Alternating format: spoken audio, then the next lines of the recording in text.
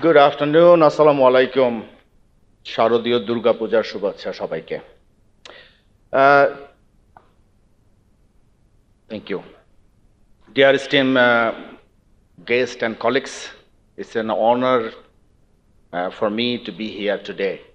Despite even this is a holiday, if I look at this whole hall, it makes me really satisfied and proud that we are up to something really good, despite even holidays. So thank you so much for coming today here. Before we start, I want to talk a little bit about H&M. Of course, we've been here in this market for 4 decades. Globally, we have more than 4,000 stores and our footprint almost more than 75 market, and also we have online as well, more than 60.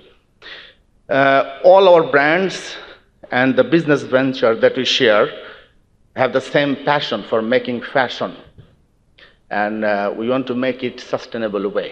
And this is where the role here that brought us today. In Bangladesh, we have a long history, more than 4 decades that we are here. We are deeply rooted here, I would say. And one of the main character here that we create partnership. We don't shop around. Our average length of the working with the suppliers is very long. We have suppliers more than 15 plus years also that we are working.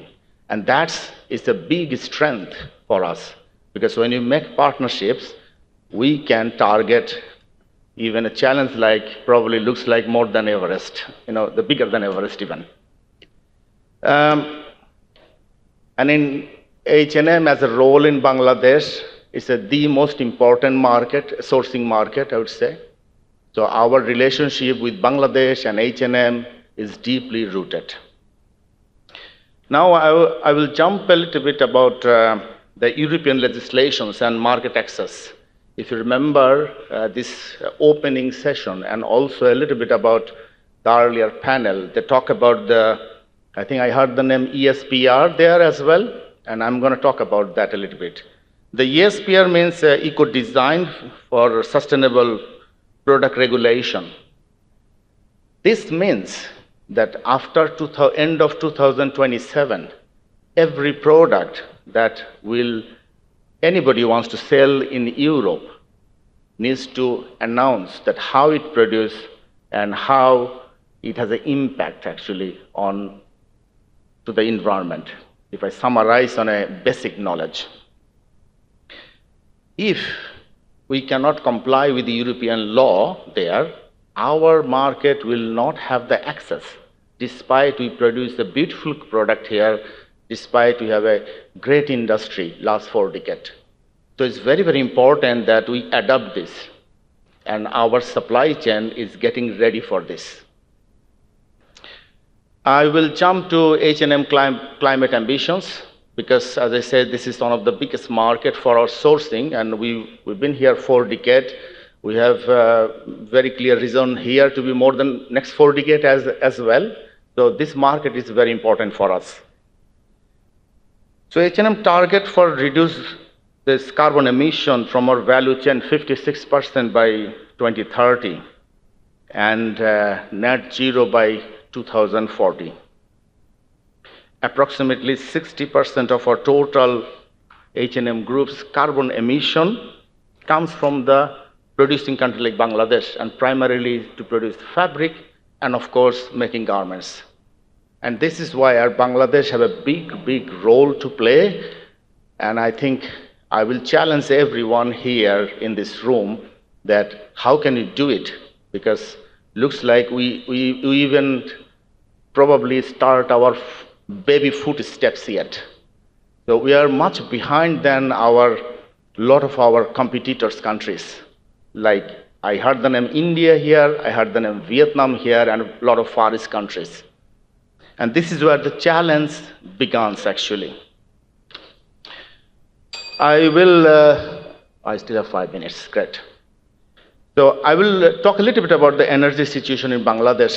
The earlier panel, one of my ex-colleagues, now working as a banker, he mentioned about it a little bit.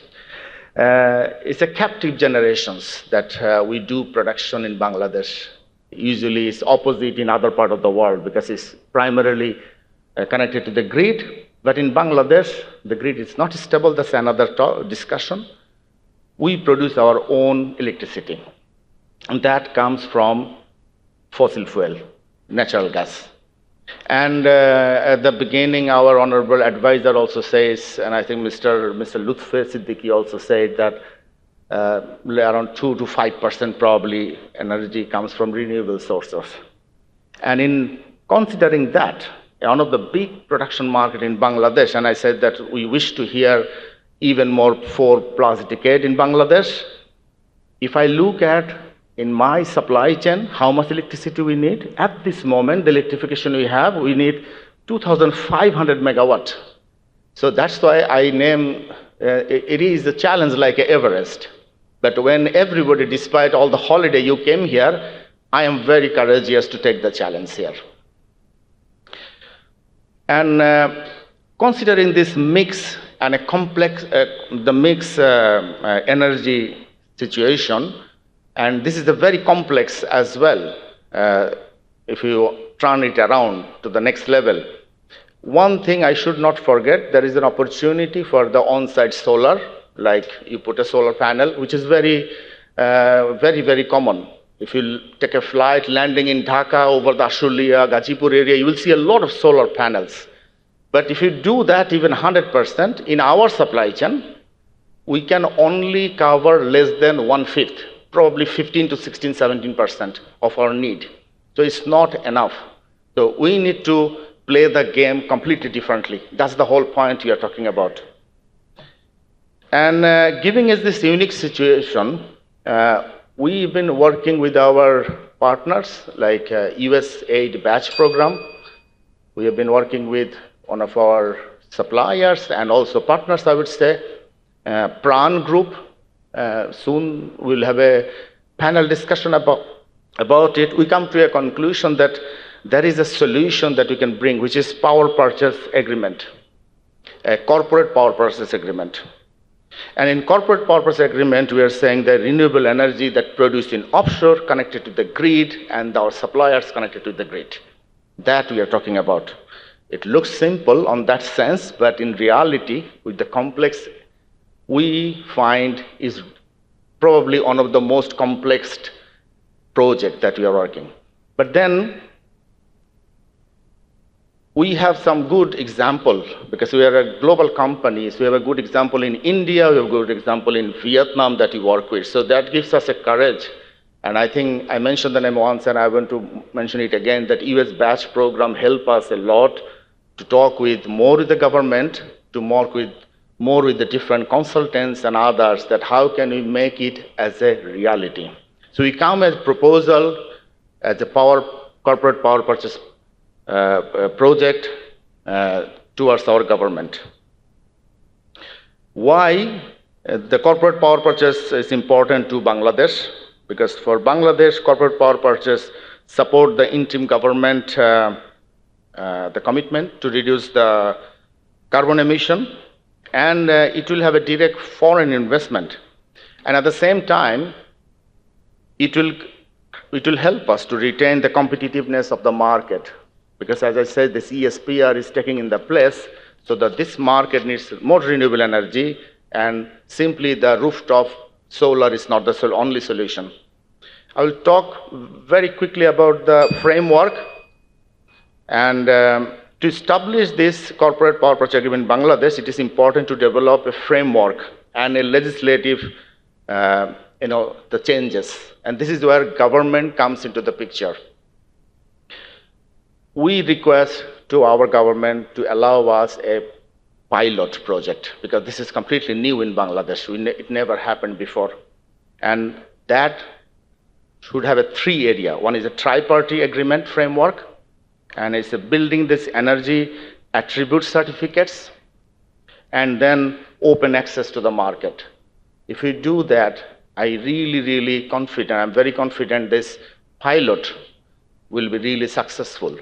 And by the way, at this moment, looking into all the solutions that you have, other than this, there is no feasible solution that we have it here. Despite the pilot also have a lot of challenges. I look forward to our next panel discussion. We're going to talk a lot about it. And again, congratulations to everyone for his enthusiasm and hard work for sustainability and more importantly for Bangladesh. Thank you so much.